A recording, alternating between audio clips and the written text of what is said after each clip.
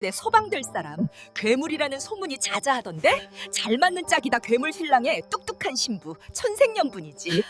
고을의 소문이 돌았습니다. 윤객주 댁 아들 서준에 관한 소문이었어요. 윤객주 댁 아들, 괴물 같다며? 얼굴이 못 볼 꼴이라나 봐. 그래서 윤객주가 창피해서 바깥에 못 내보내는 거라고. 성격은 어떻고 사람만 보면 소리를 질러댄다잖아. 장가를 보내려 했더니 처자들이 다 도망갔다고 하던데. 직접 본 사람은 아무도 없었지만 다들 아는 것처럼 이야기했어요. 그렇게 윤객주 댁 아들 서준은 괴물 도령이 되었습니다. 그 괴물 도령에게 시집을 가야 하는 사람이 생겼어요. 최문식 댁 둘째 딸 채윤이었습니다. 몰락한 양반가의 딸이었어요. 어머니를 일찍 여의고 계모 밑에서 자란 채윤은 구박되기에 늘 구석으로 밀려나던 아이였어요. 서러움을 삼키듯 밥을 더 먹으며 버텼고 그러다 보니 몸에 살이 올랐습니다. 뚱뚱한 몸 좀 봐. 저걸 누가 데려가겠어? 시집 보내기는 글렀네. 그런 구박대기 채윤이 괴물도령에게 시집을 가게 된 것입니다. 들었니? 네 서방 될 사람 괴물이라는 소문이 자자하던데. 하긴 그런 괴물 신랑이라도 어쩌겠어. 너한테 혼처가 들어온 것만으로도 감지덕지 해야지. 어느 번듯한 집에서 널 데려가려 하겠니? 채윤은 내일이면 저 달 아래 가마를 타고 이 집을 나서야 했어요. 채령의 말대로라면 괴물이 기다리는 집으로. 하지만 채윤은 담담한 표정이었습니다. 그 집 대문 안에서 채윤이 마주한 것은 과연 무엇이었을까요? 소문대로 괴물이었을까요? 아니면 소문이 만들어낸 헛개비였을까요? 제비가 물어온 이야기를 전하는 박씨아담입니다. 구독과 좋아요로 응원해주세요. 옛날 옛적 어느 고을에 최씨 성을 가진 선비가 살았습니다. 성은 최요, 이름은 문식. 한때는 과거 급제를 꿈꾸며 글을 읽던 사람이었으나 번번이 낙방하는 사이 집안 살림은 기울고 기계는 꺾이고 이제는 사랑채에 앉아 책만 뒤적이는 신세가 되었죠.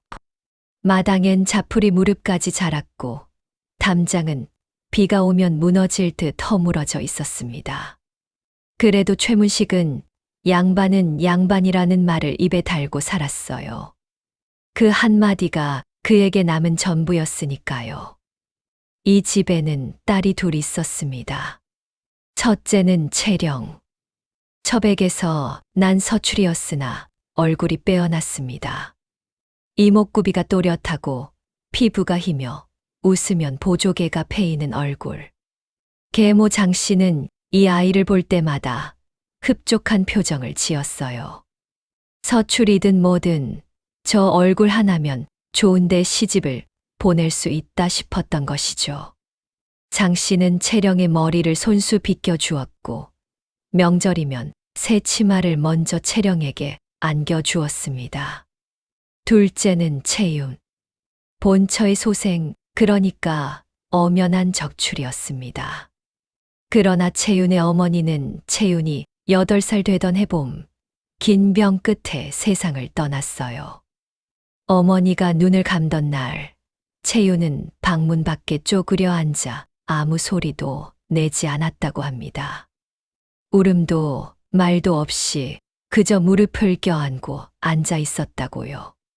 그날 이후로 이 집 안에서 채윤의 자리는 조금씩, 아주 조금씩 좁아지기 시작했습니다.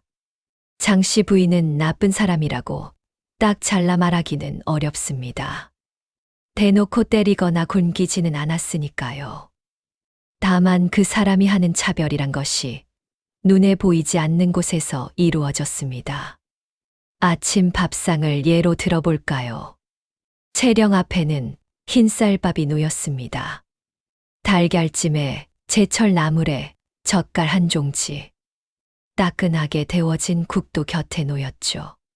장씨는 채령이 밥을 다 먹는지 곁에서 지켜보며 더 먹어야지. 그래야 기운이 나지라고 권하기도 했습니다.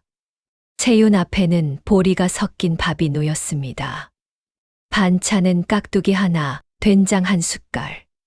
국은 식어 있을 때가 많았어요. 장 씨가 채윤의 밥상을 들여다보는 일은 없었습니다. 누가 보면 그냥 넘길 수도 있는 차이였지만 날마다, 끼니마다 반복되는 일이었습니다. 하루 이틀이 아니었어요. 한 달이 지나고 1년이 지나고 몇 해가 쌓이도록 그랬습니다. 채윤은 그 밥상 앞에서 어떻게 했을까요? 먹었습니다. 남보다 더 많이, 더 빨리, 더 꼭꼭 씹어서 먹었습니다. 배가 부르면 잠시나마 마음의 빈자리가 채워지는 것 같았거든요. 어머니가 살아있을 때는 밥을 남기기도 했습니다. 배가 고프지 않으면 수저를 내려놓는 아이였죠. 그런데 어머니가 떠난 뒤로는 달라졌어요. 밥그릇을 비워야 마음이 조금 안정됐습니다. 이상한 일이지만 그게 사실이었습니다. 부엌일을 거들다 솥바닥에 눌어붙은 누룽지를 긁어 먹었고 저녁 설거지를 끝낸 뒤 아무도 없는 부엌에서 찬밥에 된장을 비벼 홀로 먹기도 했습니다. 누군가 따뜻한 말 한마디를 건네주지 않는 집에서 음식만큼은 배신하지 않았으니까요. 먹으면 배가 찼고 배가 차면 잠시는 외롭지 않았습니다. 세월이 흐르자 채윤의 몸은 또래보다 훨씬 살이 올랐습니다. 장 씨는 그것을 그냥 두지 않았습니다. 어느 늦가을 저녁이었어요. 채윤이 부엌에서 나오는데 장 씨가 그 앞을 가로막으며 말했습니다. 채윤아, 내 몸 좀 봐라.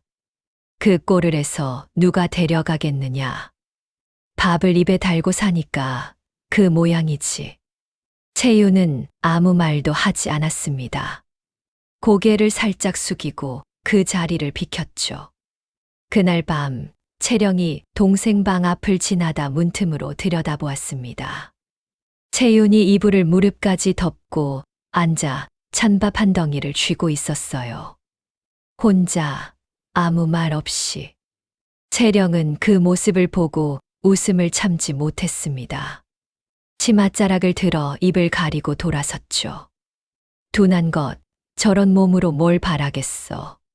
채령의 목소리는 작았지만 채윤의 귀에는 들어갔을 겁니다.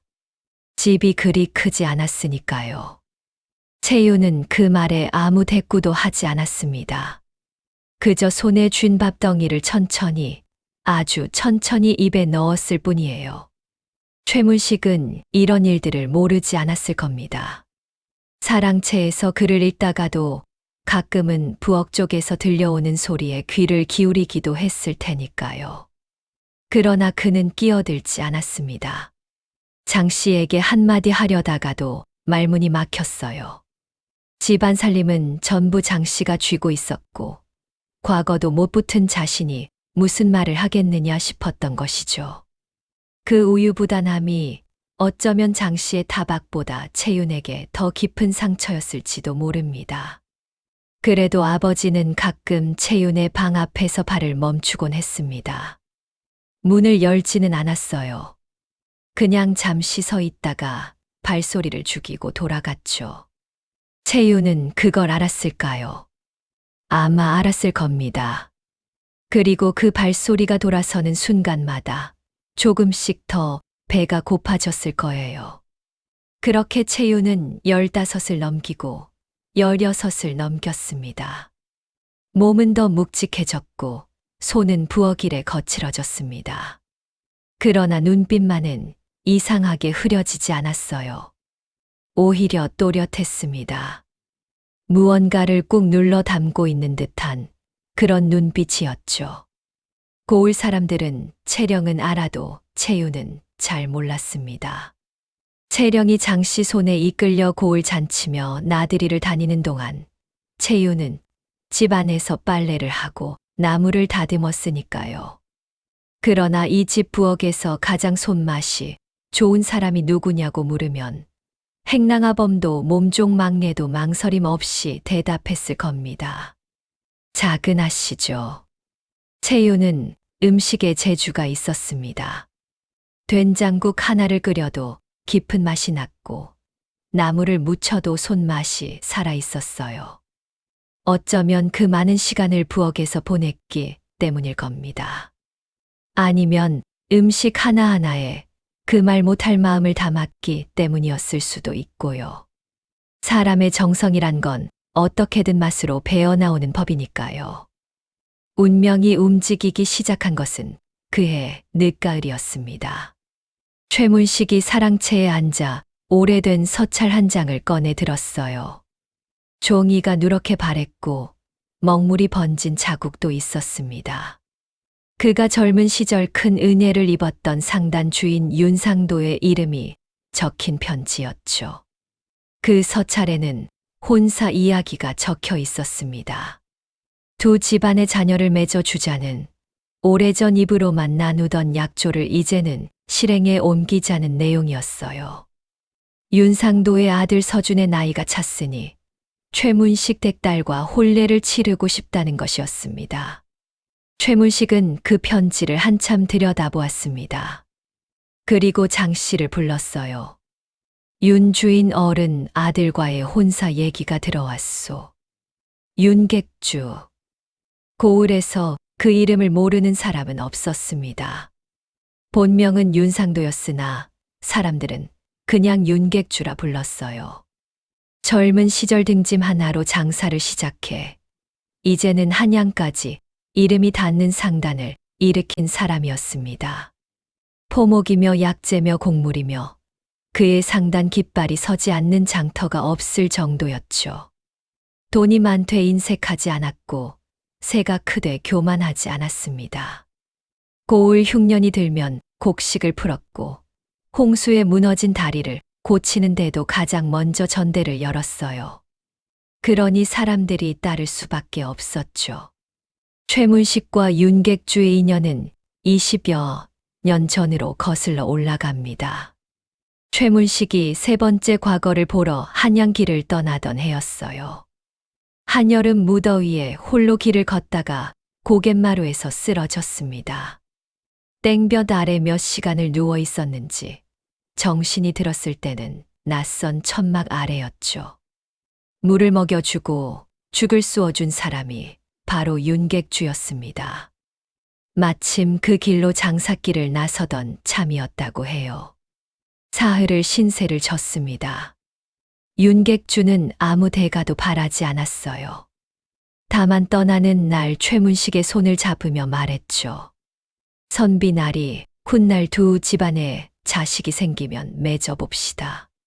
좋은 인연은 이렇게 이어지는 법이니까요. 최문식은 그 말을 가볍게 여기지 않았습니다.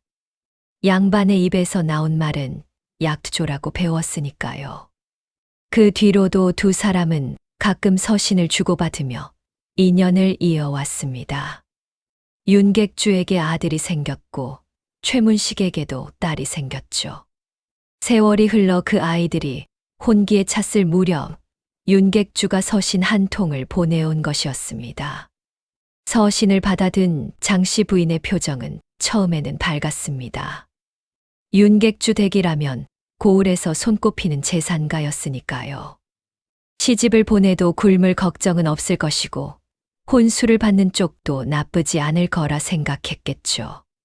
장 씨는 서신을 두어 번 더 읽고 나서 남편에게 물었습니다. 윤객주 댁 아드님이라면 그 서준이라는 도련님 말씀이시죠? 최문식이 고개를 끄덕였습니다. 그렇소. 나이가 올해 22이라 하오. 장 씨의 표정이 그 순간부터 굳기 시작했습니다. 서준. 그 이름에는 꼬리가 달려 있었습니다. 고을에 도는 소문이 한두 가지가 아니었거든요. 소문은 이러했습니다. 윤객주의 아들 서준은 어린 시절, 그러니까 12살 무렵에 큰 사고를 당했다고 해요. 윤객주가 상단일로 자리를 비운 사이 아이가 혼자 말을 타다가 낙마를 했다는 것이었습니다. 얼굴 한쪽에 깊은 상처를 입었고 그 뒤로는 집 밖에 나서지 않았다고 했죠. 처음에는 상처가 아물기를 기다린다고들 했습니다. 그런데 한 달이 지나고 2달이 지나고 1년이 지나도 서주는 나오지 않았어요. 그러다 소문이 번졌습니다. 얼굴이 귀신처럼 일그러졌다더라. 사고 뒤로 성정이 뒤틀려서 집안에서도 아무도 못 가까이 한다더라. 윤객주가 부끄러워 숨겨놓은 거라더라. 고을 사람들이란 원래 보지 못한 것을 가장 무서워하는 법입니다. 눈으로 확인한 것도 아니면서 소문은 소문을 낳고 말은 말을 부풀려 나갔어요. 어느새 서주는 괴물 도령이 되어 있었습니다. 장가를 보내려 했더니 처자가 모두 달아났다는 말도 돌았고 밤이면 괴성이 들린다는 말도 돌았습니다. 아무도 직접 본 사람은 없었는데도 다들 아는 것처럼 이야기했어요. 장 씨는 그 소문을 누구보다 잘 알고 있었습니다. 고을 안악들 사이에서 이야기를 주워들은 것이 한두 번이 아니었으니까요. 서신을 다시 든 장 씨의 손이 떨렸습니다. 가만히 생각을 굴려보니 윤객주 댁 재산이 아무리 많아도 저 소문이 사실이라면 채령을 보낼 수는 없다 싶었어요. 채령은 얼굴이 고왔습니다. 고을 잔치에 데려가면 사람들이 흘끔흘끔 쳐다볼 만큼 빼어났죠. 장 씨는 그 얼굴 하나로 좋은 양반가에 시집을 보내 가문의 체면을 세울 생각을 오래전부터 품고 있었습니다. 그런 채령을 괴물이라 불리는 사내에게 보낼 수는 없었어요. 그렇다면 남은 건 채윤이었습니다. 장 씨는 남편 앞에 도로 앉았습니다. 약조야 지켜야지요. 그런데 생각해보니 채령은 어려서부터 몸이 약해서 먼 길 혼례를 치르기가 어렵겠어요. 채윤이 맞이 역할을 해서 먼저 시집을 보내는 것이 순리 아니겠습니까? 최문식은 잠시 말이 없었습니다. 채윤이는 적출이요. 본처 소생을 먼저 보내는 건 오히려 예에 맞는 일이기도 하오. 말은 그렇게 했지만 목소리에 힘이 없었습니다. 장 씨가 어떤 속셈으로 저 말을 꺼냈는지 모르지 않았을 테니까요. 그러나 그는 더 이상 말을 잇지 않았습니다. 붓을 들어 벼루의 먹을 갈기 시작했죠. 채령에게 그 소식이 전해진 건 다음 날 아침이었습니다. 장 씨가 채령의 방에 들어가 귓속말처럼 낮게 말했어요. 윤객주 대콘사는 채윤이가 가는 거야. 너는 걱정 말아라. 채령은 잠시 눈을 깜빡였다가 입꼬리를 올렸습니다. 다행이네요. 하마터면 괴물 서방을 얻을 뻔하였어요. 어머니, 잘하셨어요.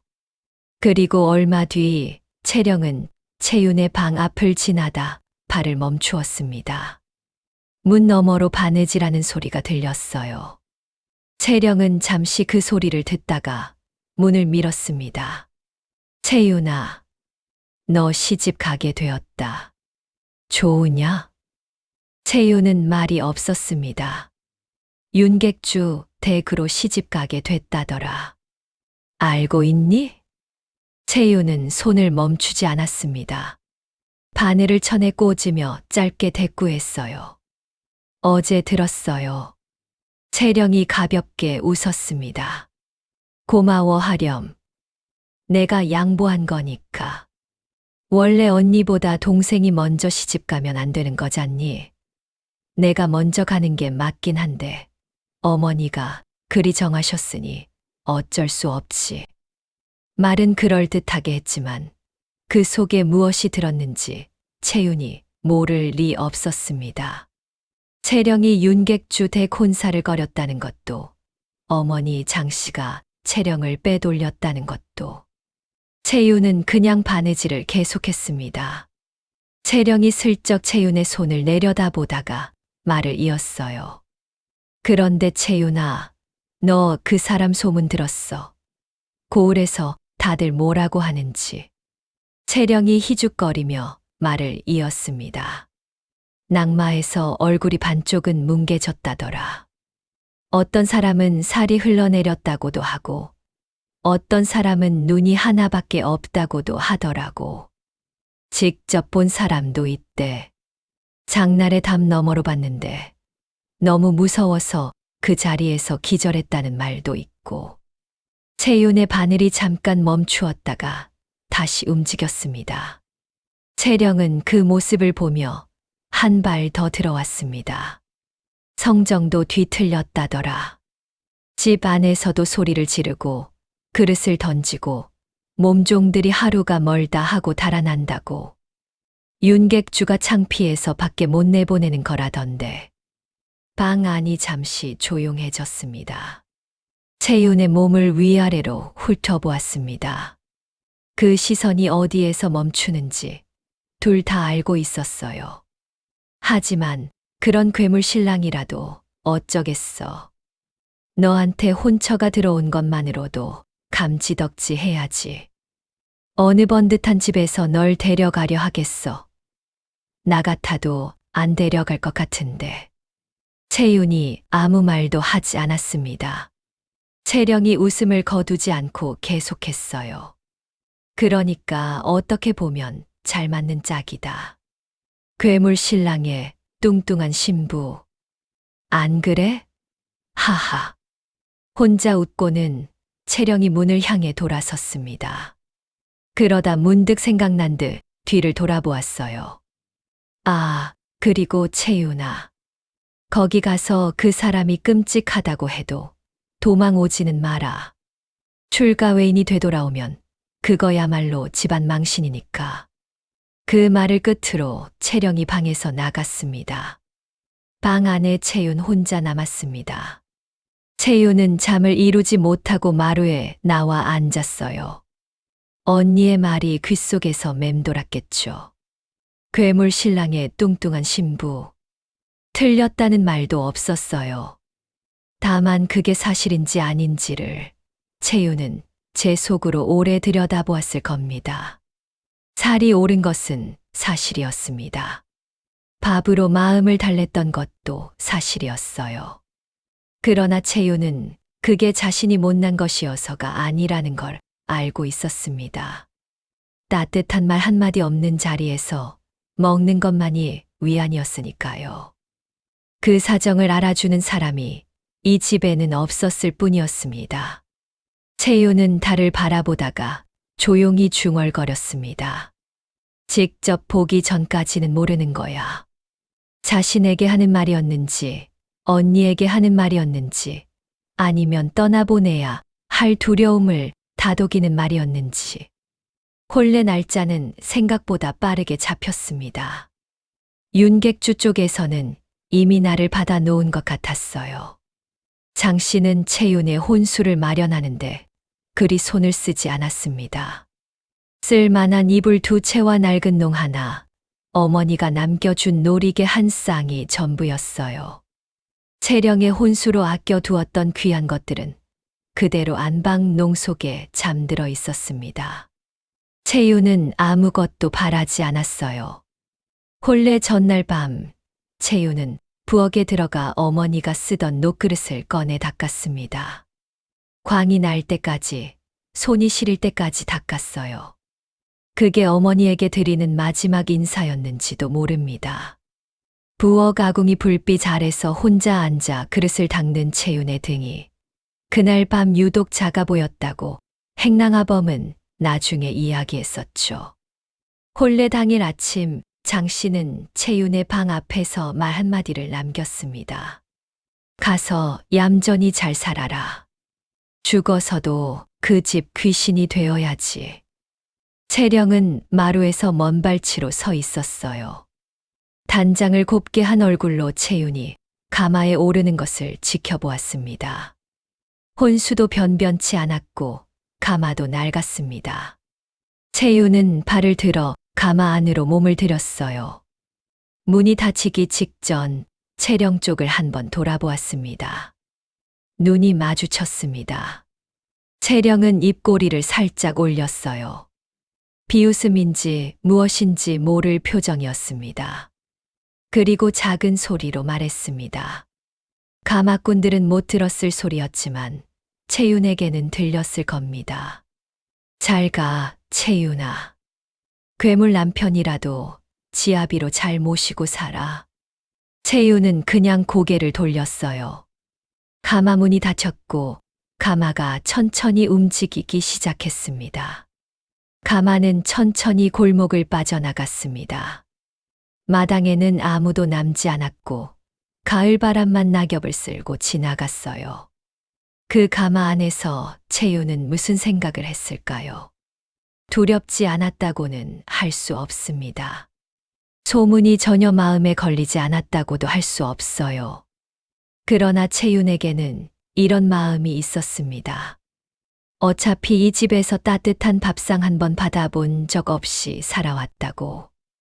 설령 가는 곳이 어떤 곳이라 해도 지금보다 더 차갑지는 않을 것이라고. 그리고 무엇보다 소문이란 건 원래 보지 않은 사람이 만드는 것이라는 걸 채윤은 오래전부터 알고 있었습니다. 자신을 두고도 얼마나 많은 말이 돌았는지 모르니까요. 뚱뚱하다고 못났다고 저 꼴로 어디 시집이나 가겠냐고. 그 말들을 들을 때마다 채윤은 무너지지 않으려 이를 악물었습니다. 그리고 지금도 가마 안에서 두 손을 무릎 위에 가지런히 모으고 앉아 이를 악물었습니다. 직접 보기 전까지는 아무것도 알 수 없다고. 가마가 고갯길을 넘어서자 저 아래 기와집 지붕이 보이기 시작했습니다. 윤객주 댁이었습니다. 생각보다 넓었고 생각보다 조용했어요. 담장 안으로 은행나무 한 그루가 노랗게 물들어 있었습니다. 채윤은 그 나무를 바라보며 숨을 한 번 크게 들이쉬었습니다. 가마문 너머로 사람들의 발소리가 들렸습니다.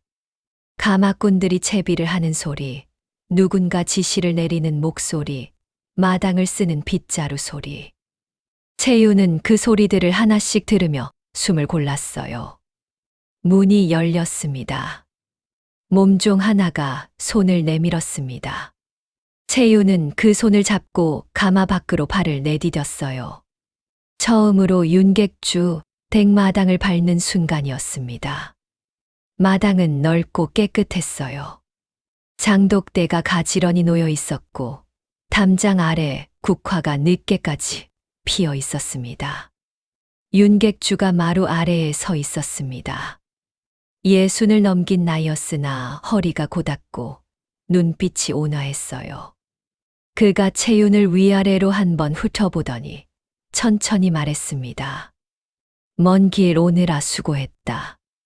이제 우리 집안 사람이구나. 채윤은 치맛자락을 가지런히 모으고 깊이 허리를 굽혔습니다. 아버님, 인사 올립니다. 윤객주가 고개를 끄덕였어요. 짧았지만 따뜻한 눈빛이었습니다. 그런데 이상했어요. 마당에 사람들이 있었고 윤객주도 있었는데 한 사람이 보이지 않았습니다. 혼례를 치를 신랑이 없었어요. 채윤은 안채로 안내되었습니다. 몸종이 차를 내오고 혼례 준비를 도왔어요. 채윤은 시키는 대로 따르면서도 눈을 조용히 굴렸습니다. 집 안을 살펴보았죠. 곳간이 크고 서책이 쌓인 시렁이 복도 끝까지 이어졌습니다. 어느 방 앞에는 촛불이 켜져 있었어요. 그 방만 다른 방들과 달리 문이 굳게 닫혀 있었습니다. 몸종이 채윤 곁에서 낮게 말했어요. 저 방에 도련님이 계십니다. 채윤이 그 방을 바라보았습니다. 오늘 혼례에는 나오시지 않는 건가? 몸종이 잠시 말을 고르는 것 같았습니다. 어른께서 설득을 하셨는데 도련님이 워낙 오래 방 안에만 계셔서요. 혼례는 치르시겠다 하셨는데 마당에 사람이 많으면 힘들어 하십니다. 굳게 닫힌 문. 안에서는 아무 소리도 들리지 않았어요. 숨소리조차 없는 것 같았습니다. 혼례는 조촐하게 치러졌습니다. 신랑은 결국 마당에 나오지 않았어요. 윤객주가 난처한 표정으로 채윤을 바라보았습니다. 채윤은 괜찮다는 듯 조용히 예를 올렸어요. 소란을 피우지 않았습니다. 그저 정해진 예를 혼자 치르고 조용히 신방으로 안내되었습니다. 신방은 깨끗했습니다. 촛불이 2개 켜져 있었고 이불이 곱게 깔려 있었어요. 그런데 방 안에 신랑은 없었습니다. 채윤은 혼자 그 방에 앉아 있었어요. 한참을 기다렸습니다. 그러다 문이 조용히 열렸죠. 채윤은 숨을 멈추었습니다. 문 너머에서 들어온 사람은 소문과 달랐습니다. 키가 크고 어깨가 반듯했어요. 옷은 단정했고 머리는 흐트러지지 않았습니다. 얼굴은 촛불 빛에 반쯤 가려져 있었는데 가까이 다가오자 드러났어요. 왼쪽 뺨에 옅은 흉터가 하나 있었습니다. 살이 뭉개졌다거나 눈이 없다거나 하는 소문과는 전혀 달랐어요. 그냥 흉터였습니다. 작은 생채기가 오래되어 남은 것처럼 희미하고 옅은 흉 하나. 오히려 그것이 없었다면 지나치게 반반한 얼굴이었을 겁니다. 그러나 그 눈빛이 문제였습니다.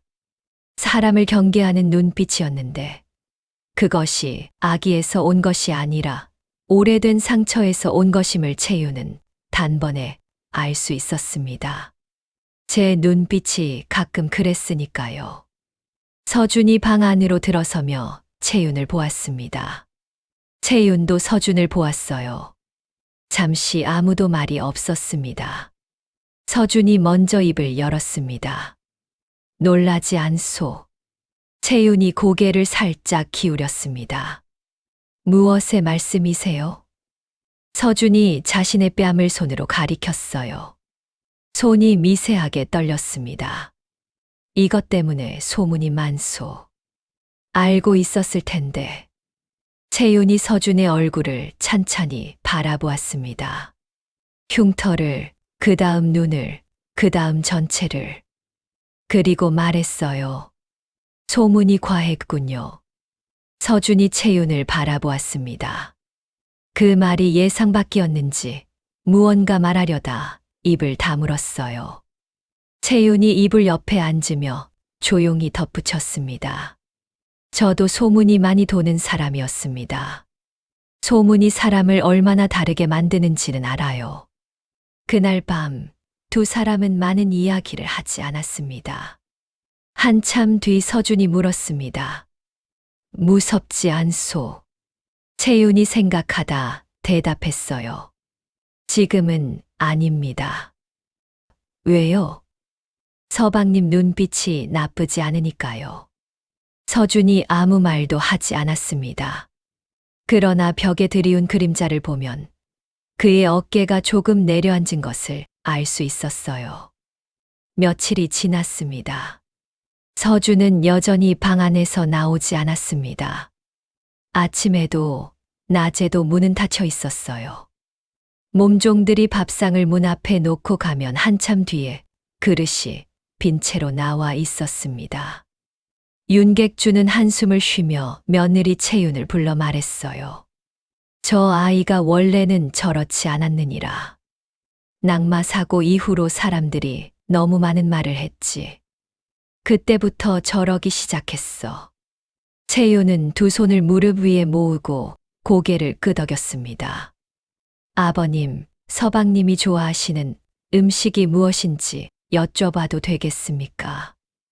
윤객주가 잠시 놀란 표정을 지었습니다. 더덕구이를 좋아했지. 어렸을 때, 그날 저녁 서준의 방 앞에 밥상이 놓였습니다. 더덕구이가 놓여 있었어요. 채윤이 직접 구운 것이었습니다.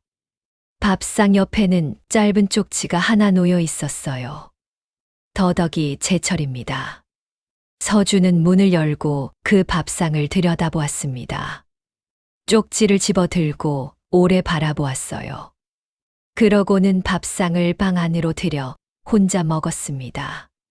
다 먹고 나서 빈 그릇을 문 앞에 내놓을 때 쪽지는 그릇 옆에 곱게 접혀 있었습니다. 버리지 않은 것이었어요. 채윤은 그 접힌 쪽지를 보았습니다. 아무 말도 하지 않았어요. 그냥 그릇을 들고 부엌으로 들어갔습니다. 그 후로 채윤은 매일 저녁 밥상을 직접 들고 서준의 방 앞에 놓았어요. 억지로 문을 두드리지 않았어요. 들어오라고 청하지도 않았습니다. 그냥 밥상을 놓고 돌아갔어요. 20날이 지났습니다. 그날 저녁 채윤이 밥상을 놓고 돌아서려는데 뒤에서 소리가 들렸습니다. 문 열리는 소리였어요. 채윤이 돌아보았습니다. 서준이 문틈에 서 있었어요. 반쯤만 얼굴을 내밀고 채윤을 바라보았습니다. 두 사람의 눈이 마주쳤어요. 서준이 말했습니다. 들어와서 같이 먹겠소. 채윤은 잠깐 서 있다가 고개를 끄덕였습니다. 그 뒤로 두 사람은 저녁마다 함께 밥을 먹었습니다. 처음에는 말이 거의 없었어요. 수저 소리만 오갔습니다. 그런데 채윤이 어느 날 밥상을 들고 들어오면서 책 한 권을 겨드랑이에 끼고 왔어요. 서준이 그것을 보았습니다. 그건 뭐요? 채윤이 책을 내려다보았습니다. 제가 글을 읽고 싶은데 소리내어 읽으면 뜻이 더 잘 들어온다고 들었습니다. 서방님이 읽어주시면 어떨까 해서요. 서준이 그 말을 듣고 잠시 채윤을 바라보았습니다. 내가 읽으라는 거요? 서방님 목소리가 좋습니다. 저는 서방님 글 읽는 소리가 좋아요. 서준이 아무 말도 하지 않았습니다. 그러나 식사가 끝나고 나서 채윤이 내민 책을 받아들었어요. 잠시 표지를 바라보더니 천천히 첫 장을 펼쳤습니다. 그리고 낮고 조심스러운 목소리로 읽기 시작했어요. 채윤은 그 맞은편에 앉아 들었습니다. 좋은 목소리입니다. 서준이 잠시 내려다보다가 다시 읽기 시작했습니다. 채윤은 그 목소리를 들으며 조용히 생각했어요. 이 사람이 오래 닫아두었던 것이 무엇인지를. 몇 달이 지나자 서준이 마루에 나왔습니다. 처음에는 저녁 무렵 해가 지고 사람들이 안으로 들어간 뒤에만 나왔어요. 마루 끝에 앉아서 마당을 바라보다가 다시 방으로 들어갔습니다. 채윤은 그 시간에 마루 한쪽에서 바느질을 했어요. 서로 말을 걸지 않았습니다. 그냥 같은 마루에 있었습니다. 그것만으로도 서준은 어딘가 달라졌어요. 눈빛이 조금씩 부드러워졌습니다. 밥을 먹을 때 입을 여는 횟수가 늘었어요. 어느 날은 채윤이 끓인 된장국을 한 그릇 더 달라고 했습니다. 채윤이 2그릇째를 가져오자 서준이 작은 소리로 말했어요. 맛있소. 채윤이 웃었습니다. 다행이에요. 제가 부엌에서 제일 자신 있는 게 된장국이거든요. 서준이 그 말을 듣고 잠깐 채윤을 바라보았습니다. 그러고는 채윤이 돌아서려는 순간 말했어요. 고맙소. 채윤이 돌아보았습니다. 서준이 국그릇을 내려다보며 말을 이었어요. 밥상 말이오. 매일 직접 들고 온 거 알고 있었소. 채윤이 잠시 서 있다가 웃으며 말했습니다. 서방님이 드셔야 제가 보람이 있지요. 어느 날이었습니다. 채윤이 마루에서 바느질을 하고 있었는데 서준이 방에서 나와 마루에 앉더니 갑자기 말했습니다. 나는 글을 좀 쓸 줄 아오. 채윤이 바느질하던 손을 멈추고 서준을 바라보았어요. 서준이 마당을 바라보며 계속했습니다. 어렸을 때 글이 좋았소. 아버지가 서고에 서책을 많이 사두셔서 혼자 읽고 쓰고 했는데 말이 잠깐 끊겼어요. 사고 이후로는 아무것도 하지 않았소. 글을 써도 보여줄 사람이 없었으니까. 채윤이 바느질을 내려놓고 서준을 바라보았습니다. 저한테 보여주시면 됩니다. 글을 잘 모르지만 읽고 좋으면 좋다고 할 줄은 압니다. 서준이 한참 채윤을 바라보다가 눈을 돌렸습니다. 그러고는 조용히 일어나 방으로 들어갔어요. 채윤은 다시 바느질을 시작했습니다. 얼마 뒤 서준이 나왔습니다. 손에 종이 한 장을 들고 있었어요. 먹물이 아직 마르지 않았는지 종이 끄트머리가 번들거렸습니다. 서준이 그 종이를 채윤 앞에 내밀었어요. 아무 말 없이 채윤이 받아서 읽었습니다. 짧은 시였어요. 가을 마당에 대한 시였습니다. 설이 내린 감나무 아래 등불 하나 켜진 마루, 바느질하는 사람의 손. 그것들을 적어 놓은 시였어요. 채윤이 그 시를 읽고 또 읽었습니다.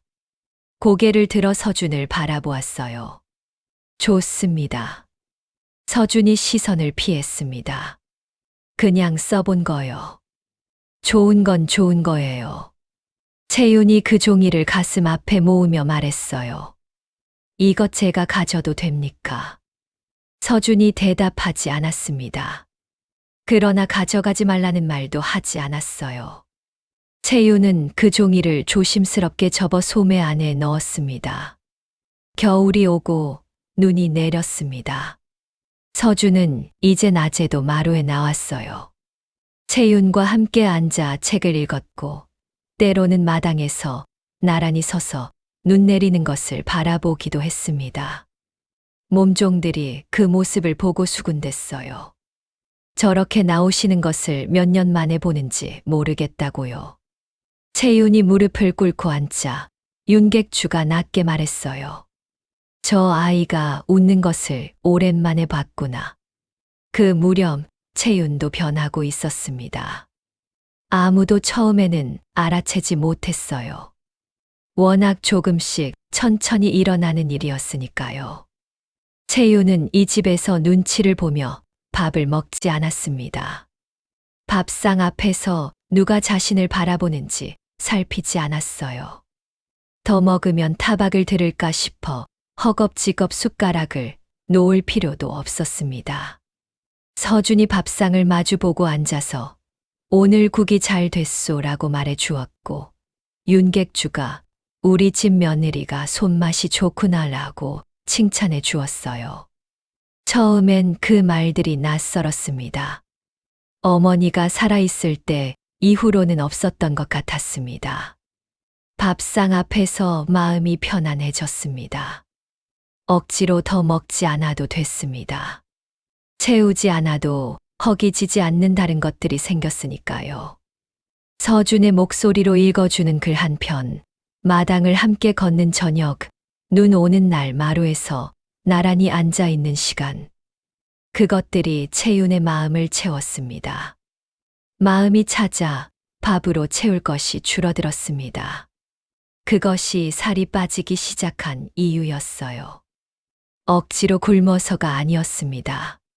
서러움을 삼키지 않아도 되는 자리에서 자연스럽게 몸이 편안해진 것이었죠. 몸종 막내가 어느 날 채윤에게 말했습니다. 아씨, 요즘 얼굴빛이 환해지셨습니다. 채윤이 웃었습니다. 그래. 네. 처음 오셨을 때랑 많이 달라지셨어요. 채윤은 그 말을 듣고 잠시 생각했습니다. 처음 이 집에 왔을 때 그 낡은 가마 안에서 두 손을 무릎 위에 모으고 이를 악물던 자신을 떠올렸어요. 그리고 지금 마루에서 웃고 있는 자신을 생각했습니다. 달라진 것은 몸이 아니었습니다. 마음이었어요. 몸은 마음을 따라갔을 뿐이었죠. 어느 날 저녁 서준이 마루에 앉아 오래도록 먼 곳을 바라보았습니다. 채윤이 곁에 앉아 바느질을 하다가 물었어요. 무슨 생각을 그리 하세요? 서준이 잠시 뜸을 들이더니 말했습니다. 과거 말이오. 채윤이 바느질을 멈추었어요. 계속 생각이 나오. 예전에는 하고 싶었는데 이제는 무서운 거요. 사람들 앞에 서는 것이. 채윤이 서준의 옆 얼굴을 바라보았습니다. 저녁 빛이 그 얼굴 위에 내려앉아 있었어요. 흉터가 빛 속에서 거의 보이지 않았습니다. 채윤이 천천히 말했어요. 서방님. 서준이 채윤을 바라보았습니다. 저는 서방님 곁이 제일 든든합니다. 그런데요. 잠시 멈추었다가 채윤이 다시 말했어요. 서방님이 가진 것을 세상이 모르고 있는 것이 가끔 아깝습니다. 서준이 아무 말도 하지 않았습니다. 채윤이 다시 바느질을 시작하며 말했어요. 결정은 서방님이 하시는 거예요. 저는 어느 쪽이든 여기 있을 겁니다. 그날 밤 서준의 방에서 등불이 새벽까지 꺼지지 않았습니다. 이튿날 아침 서준이 방에서 나왔을 때 그 눈빛이 달랐습니다. 전날까지만 해도 먼 곳을 바라보는 눈이었는데 그날 아침은 달랐어요. 무언가를 정한 사람의 눈빛이었습니다. 서준이 마루에 앉으며 말했습니다. 과거를 보겠소. 채윤이 찻잔을 내려놓았어요. 잠시 서준을 바라보았습니다. 채윤이 고개를 끄덕였습니다. 더 묻지 않았어요. 잘 생각했다거나 왜 이제야 결심했느냐거나 하는 말도 하지 않았습니다. 그냥 찻잔을 다시 들어 서준 앞에 밀어 놓았어요. 차 한 잔 드시고 시작하시죠. 서준이 그 찻잔을 들며 채윤을 바라보았습니다. 그 눈빛 안에 고마움이 있었습니다. 길게 말하지 않아도 되는 고마움이었죠. 그날부터 서준은 서고에 틀어박혔습니다. 사서삼경을 다시 펼쳤고 옛 시문을 베꼈으며 손을 풀었습니다. 몇 해를 놓았던 붓이었으니 처음에는 글씨가 마음처럼 나오지 않았겠죠. 서준은 종이가 닳도록 썼고 먹이 마르도록 갈았습니다. 채윤은 서준이 공부에 전념할 수 있도록 채윤이 살림을 꾸렸습니다. 윤객주 댁에는 상단 살림이 따로 있었어요. 장삿길을 오가는 일꾼들의 끼니를 챙기고 물건의 출입을 기록하고 거래처와의 서찰을 정리하는 일들이 있었습니다. 윤객주가 나이가 들며 그 일들을 점차 아랫사람들에게 맡기고 있었는데 채윤이 그 일들을 조용히 거들기 시작했어요. 처음에는 윤객주가 말렸습니다. 며느리가 상단 일에 손을 댈 것까지는 없다. 서방님이 공부에만 마음을 쓰실 수 있도록 하고 싶습니다. 제가 할 수 있는 일이라면 하는 것이 도리 아니겠습니까? 윤객주가 채윤을 한참 바라보다가 허락했습니다. 그 뒤로 채윤은 아침마다 장부를 들여다보았고 거래처에서 온 서찰을 읽고 정리했습니다. 글을 읽는 것은 어릴 때 어머니에게 배운 덕이었어요. 샘도 밝았습니다. 부엌 살림을 오래 맡아온 사람이라 물건의 값을 가늠하는 눈이 있었거든요. 몸종들이 아씨가 장부를 보고 있다는 것을 처음에는 낯설어 했지만 곧 채윤이 일을 야무지게 처리한다는 것을 알았습니다. 채윤은 서준이 공부하는 동안 방해하지 않았어요. 서고 앞에 물을 갖다 놓고 식사 시간이 되면 밥상을 들고 갔습니다.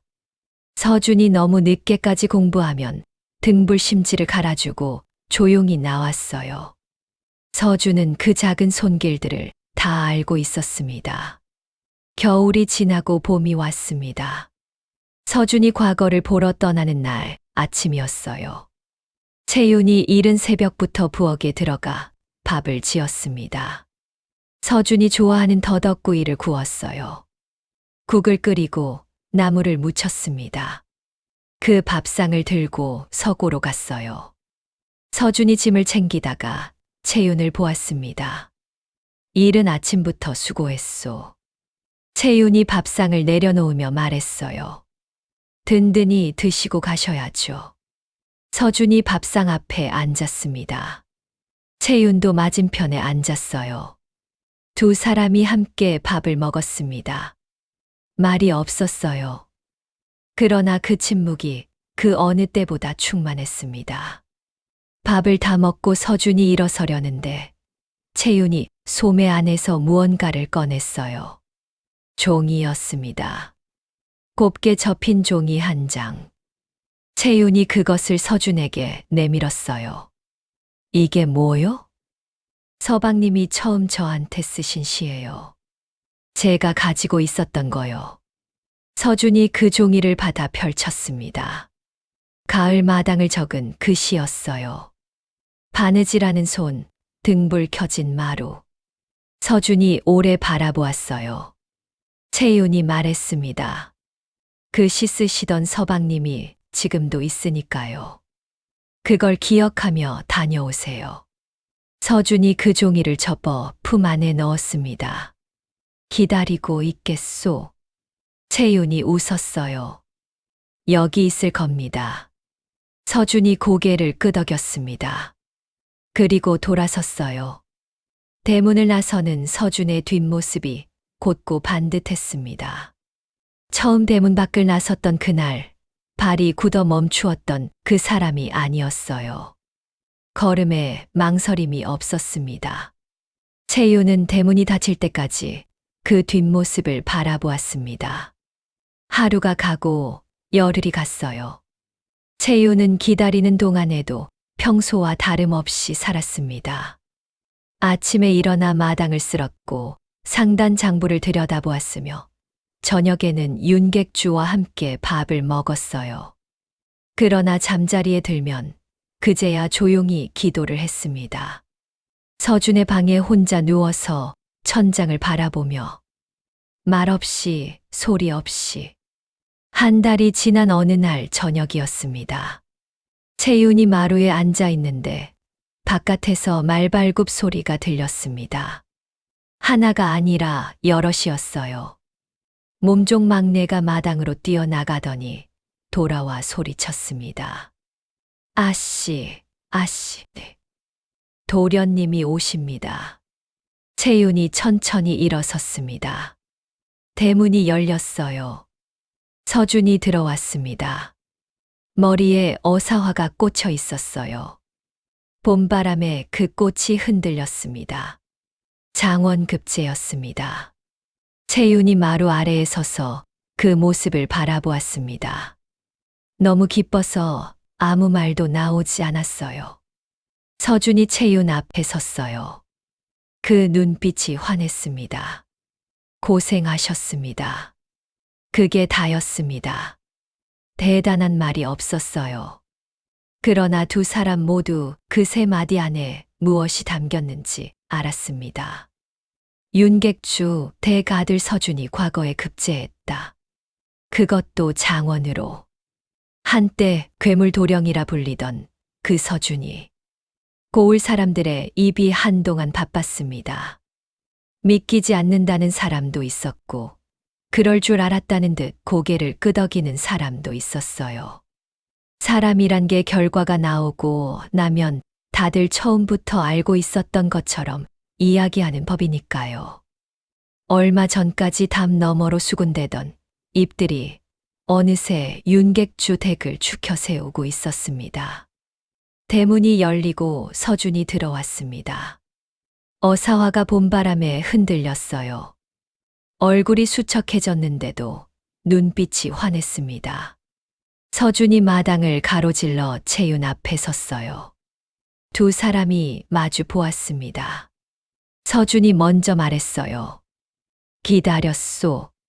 채윤이 고개를 끄덕였습니다. 고생하셨습니다. 서준이 채윤의 얼굴을 바라보았습니다. 당신 얼굴을 제일 먼저 보고 싶었소. 채윤이 눈을 내리깔았어요. 그러나 입꼬리가 올라가는 것은 어쩔 수 없었죠. 윤객주가 마루에서 내려와 아들의 손을 잡았어요. 마당에 어사와 향기가 번졌습니다. 장원 급제 소식이 알려지자 고을 사람들이 하나둘 윤객주 댁을 찾아왔습니다. 서주는 그 자리들이 여전히 편하지 않았어요. 사람이 많아지면 몸이 굳는 버릇이 아직 남아 있었습니다. 그럴 때마다 채윤이 서준 곁에 자연스럽게 붙어 앉았어요. 아무 말 없이 그냥 옆에 있었습니다. 그러면 이상하게도 서준의 어깨가 내려앉았습니다. 사람들은 서준에게 이것저것 물었어요. 공부를 어떻게 했느냐, 무슨 글을 읽었느냐. 서준은 짧게 대답했습니다. 그러다 누군가 물었어요. 장원이라니 우리 마을의 경사입니다. 일이 되신 데는 부인의 덕이 크다지요. 서준이 잠시 채윤을 바라보았습니다. 채윤은 고개를 숙이며 조용히 웃었어요. 서준이 말했습니다. 제가 닫고 있던 것을 열어준 사람이요. 그 무렵 채윤은 많이 달라져 있었습니다. 처음 이 집에 왔을 때와 비교하면 몸도 얼굴도 달랐어요. 살이 빠진 것은 사실이었습니다. 그러나 사람들이 먼저 알아본 것은 살이 아니었어요. 걸음이 달랐습니다. 고개를 숙이고 다니던 사람이 이제는 앞을 보고 걸었어요. 밥상 앞에서 조심스럽게 숟가락을 들던 손이 이제는 거리낌이 없었습니다. 웃을 때 입을 가리지 않았어요. 사람을 안심시키는 웃음이었습니다. 처음 이 집에 왔을 때 몸종 막내가 채윤을 보고 생각했던 것은 왜 저리 조심스러운가 하는 것이었어요. 무슨 말을 해도 움츠러드는 것 같았습니다. 그런데 이제는 달랐어요. 같은 방에 있으면 마음이 놓이는 사람이 되어 있었습니다. 막내가 어느 날 채윤에게 말했어요. 아씨 곁에 있으면 왜 일이 편한지 모르겠습니다. 채윤이 웃으며 대꾸했어요. 나도 이제야 편하거든요. 두 사람은 벼슬길이 열리면 한양으로 올라가야 할 것이었습니다. 그 전에 마을 풍경이 보이는 산길을 더 걸어두고 싶다고 서준이 말했어요. 어느 이른 아침이었습니다. 고갯마루에 올라서서 고을을 내려다보았는데 안개가 자욱하게 깔려 있었어요. 집들이 안개 속에 반쯤 잠겨 있었습니다. 서준이 그 경치를 바라보다가 말했습니다. 처음 당신이 왔을 때 솔직히 말하면 무서웠소. 채윤이 서준을 바라보았어요. 당신이 무서운 게 아니라 누군가 이 집에 들어오는 게 무서웠소. 또 상처받을 것 같아서. 채윤이 안개 낀 고을을 바라보며 말했습니다. 저도 무서웠어요. 무엇이요? 또 밀려날 것 같아서요. 이 집에서도 구석으로 밀려나면 어떡하나 싶었습니다. 서준이 채윤을 바라보았어요. 그래서 문을 두드리지 않은 거요. 밥상만 놓고 갔던 거. 채윤이 고개를 끄덕였습니다. 억지로 열리는 문은 없더라고요. 서준이 한참 채윤을 바라보다가 말했어요. 당신은 어떻게 그걸 알았소? 채윤이 웃었습니다. 저도 오래 닫혀 있었거든요. 그러니까 알죠. 서준이 그 말을 듣고 아무 말도 하지 않았습니다. 그냥 채윤 쪽으로 한 걸음 더 붙어 섰어요. 어깨가 닿을 듯 가까운 거리였습니다. 안개가 서서히 걷혔습니다. 고을이 하나씩 드러났어요. 지붕이 보이고 길이 보이고 아침을 시작하는 사람들이 보였습니다. 채윤이 말했습니다. 한양에 가서도 이렇게 걸어요. 우리. 서준이 채윤을 바라보며 말했어요. 그렇게 합시다. 짧은 대답이었습니다. 그러나 그 안에 오래 두고 싶은 마음이 있었어요. 이 사람과 나란히 어디서든 계속. 두 사람은 나란히 산을 내려왔습니다. 봄볕이 내려앉았어요. 걸음이 가볍고 그림자가 나란했습니다. 그 사이 채령은 어찌 지내고 있었을까요? 채령이 시집을 간 것은 채윤이 윤객주 댁에 온 이듬해 봄이었습니다. 혼처는 장씨가 직접 골랐어요. 인근 고을에서 이름난 양반가 이도현 댁이었습니다. 이도현은 나이 24세, 이목구비가 훤칠하고 옷을 잘 차려입는 사람이었어요. 고을 잔치에 나타나면 눈길을 끌었고 말 주변이 좋아 어른들 앞에서도 청산유수로 이야기를 풀어냈습니다. 장 씨는 그 사람을 보고 마음에 들어 했어요. 반듯한 가문에 번듯한 외모에 말까지 잘하니 채령에게 이보다 나은 자리가 없다 싶었겠죠. 채령도 기분이 좋았습니다. 혼례 전날 채령은 거울 앞에서 오래 앉아 있었어요. 장 씨가 마련해 준 혼수가 방 한쪽을 가득 채웠습니다. 곱게 짠 피륙이며 은비녀며 새로 맞춘 치마저고리며 채윤이 가져간 낡은 농과 이불 두 채가 전부였던 것과는 달랐어요. 채령은 거울 속 자신을 바라보며 생각했을 겁니다. 잘 됐다고. 이것이 자신에게 맞는 자리라고. 그렇게 채령은 꽃가마를 타고 떠났습니다. 처음 몇 달은 그럭저럭 괜찮았습니다. 이도현은 채령에게 다정했어요. 새 옷을 사다 주었고 이따금 장터에도 데려갔습니다. 채령은 그 생활이 나쁘지 않았어요. 고을 안악들이 부러운 눈으로 바라보는 것도 싫지 않았습니다. 그런데 반년이 지나자 달라지기 시작했어요. 이도현이 자주 집을 비웠습니다. 밤이 깊어도 돌아오지 않는 날이 생겼어요. 돌아올 때는 술 냄새가 짙었고 눈이 풀려 있었습니다. 채령이 어디 다녀오셨느냐고 물으면 이도현이 짜증을 냈어요. 어디 아녀자가 사내하는 일을 캐묻나. 당신은 입 다물고 집안 살림이나 돌보란 말이야. 채령이 입을 다물었습니다. 시어머니 또한 만만치 않았습니다. 박씨 부인은 며느리를 달가워하지 않는 사람이었어요. 처음부터 그랬습니다. 아들이 데려온 며느리가 마음에 들지 않는다고 대놓고 행동으로 드러냈어요. 국이 짜다, 나물이 싱겁다, 간을 제대로 못한다. 채령이 아무리 신경을 써도 한 가지씩은 꼭 탈을 잡았습니다. 처음에는 채령도 고치려 했어요. 더 신경 쓰고 더 조심했습니다. 그런데 고쳐도 소용없었어요. 탈을 잡는 것이 목적이었으니까요. 시어머니의 말은 점점 날이 서졌습니다.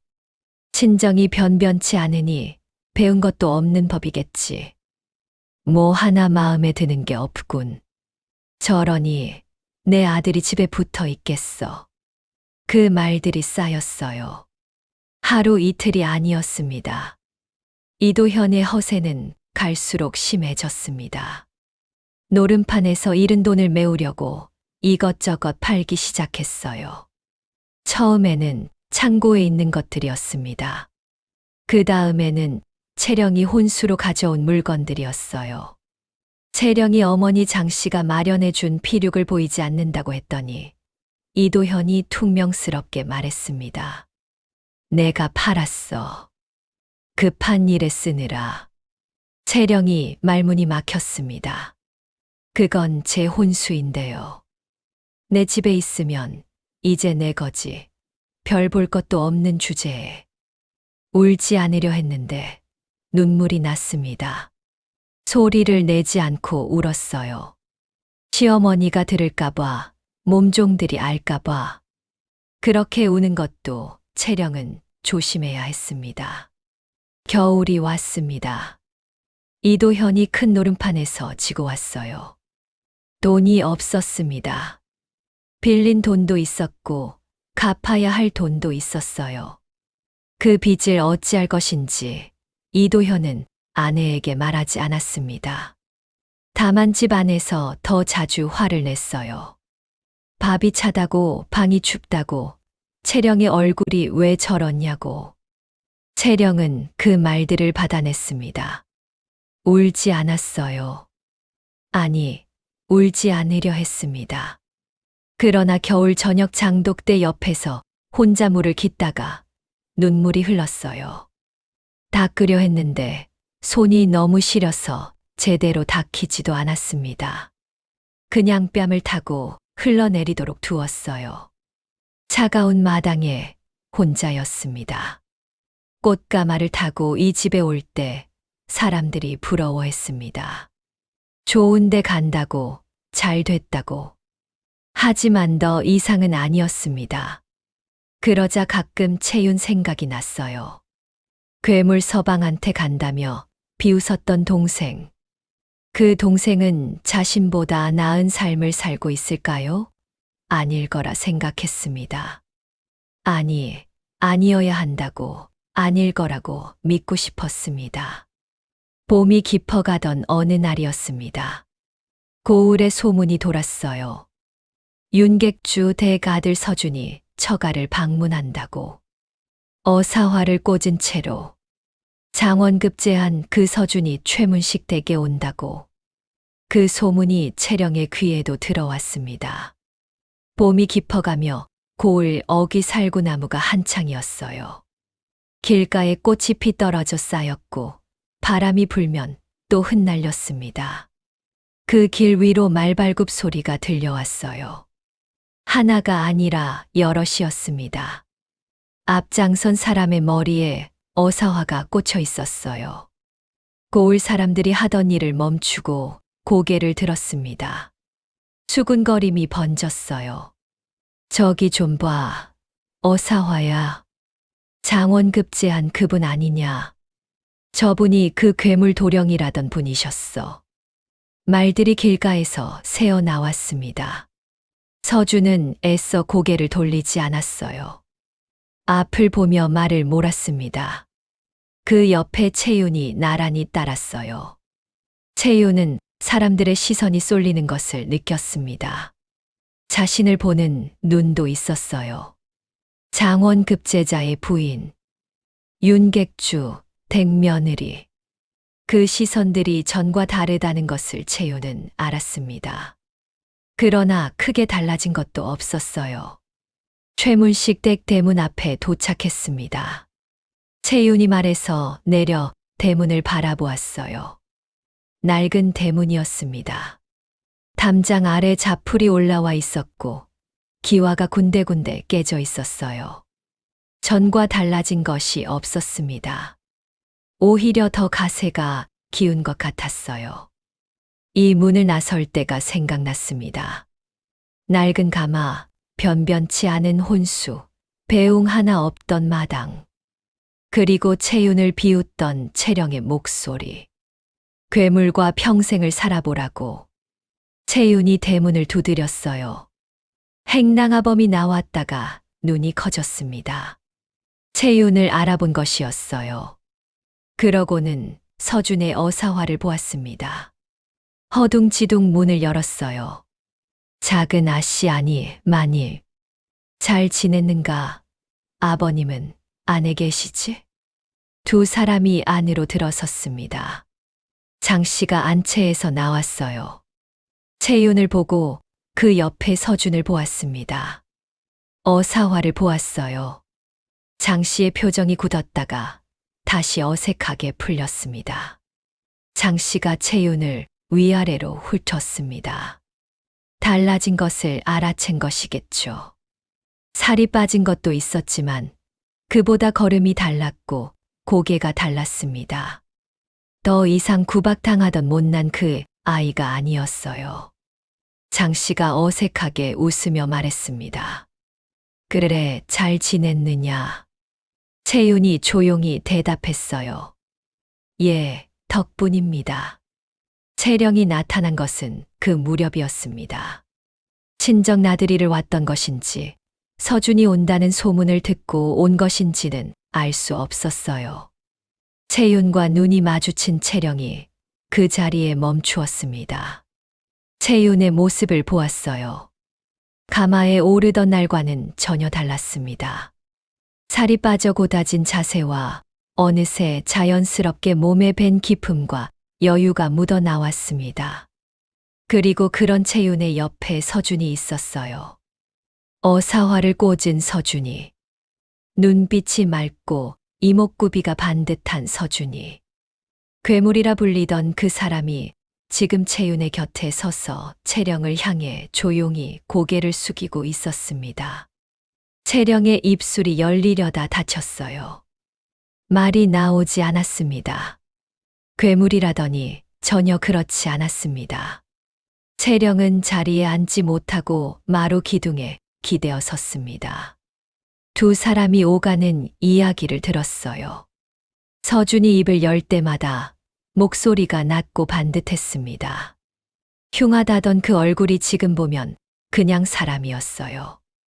아니, 그냥 사람보다 나은 사람이었습니다. 눈빛이 달랐어요. 무언가를 이겨낸 사람만이 가질 수 있는 눈빛이었습니다. 채령은 자신도 모르게 서준의 뺨을 바라보았어요. 흉터가 있었습니다. 옅었어요.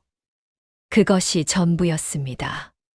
살이 흘러내렸다거나 눈이 하나밖에 없다거나 성정이 뒤틀렸다거나 그 말들이 전부 어디서 온 것인지 채령은 지금 알았습니다.